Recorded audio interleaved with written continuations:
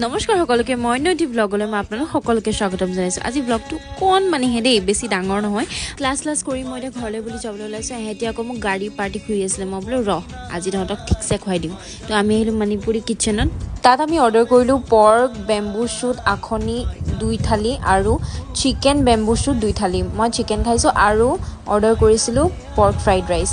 দেখিছানে হুকান মাছৰ চাটনি টাইপ কিবা এটা দিছিলে টেস্টি আছিল খাবলৈ যেহেতু আমি মণিপুৰী কিচেনত আছো তো তাহাঁতৰ নিজৰ ষ্টাইলত বনাইছে এইবোৰ বহুত টেস্টি লাগিলে খাই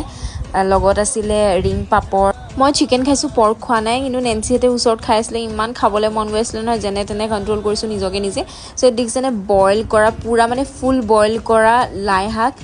আৰু লগত আছিলে দালি তো মই দালি খোৱা নাই কিন্তু মই চিকেন থাকিলে চিকেনৰ লগতে সব খাই দিওঁ আৰু ভাত সাত খালো বলো এটা ঘৰলৈ যাবলৈ ওলাইছো তো আজিলে এই টাটা বাই বাই হেতক খুশ কৰি দিলো খুৱাই বই এতিয়া মই ঘৰলৈ যাওঁ টাটা